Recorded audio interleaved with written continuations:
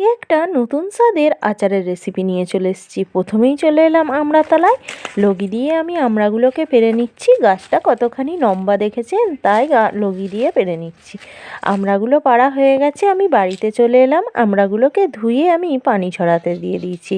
এবার দেখুন খোসাগুলোকে ছাড়িয়ে নিচ্ছি। খোসাগুলোকে ছাড়িয়ে আমি পিতলের গামলার মধ্যে রেখে দেব। এই আমড়ার আচারটা বানানোর জন্য আমি কিছু মশলা নিয়ে নিচ্ছি। কিছুটা শুকনো লঙ্কা, 5 ফোড়ন, কাঁচা জিরে, কাঁচা ধনে আমি মশলাগুলোকে ভেজে নেব। ভেজে নিয়ে গুঁড়িয়ে নেব একটু।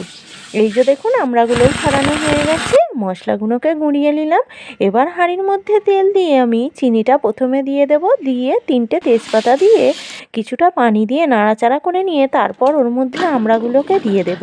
দিয়ে এবারে পরিমাণ মতো 1 চামচ হলুদ গুঁড়ো দিয়ে দেব, 1 চামচ জিরে গুঁড়ো দিয়ে দেব, আর নুন দিয়ে দেব, আর বিট লবণ দিয়ে দেব, আর এবার দিয়ে দেব কাশ্মীরি লঙ্কা গুঁড়ো। তারপর নাড়াচাড়া করে নিয়ে আমি উনুনের মধ্যে চলে এসেছি। এসে আবারও নাড়াচাড়া করে নিচ্ছি কিছুক্ষণ। করে নিয়ে তারপর ভেজে রাখা মশলা গুঁড়োটা ওর মধ্যে ছড়িয়ে দিলাম। দিয়ে আমার আমড়ার আচারের রেসিপিটা একেবারে রেডি। ভালো লাগলে আপনাদের ঘরে লাইক করবেন আর কমেন্ট করবেন অতি অবশ্যই।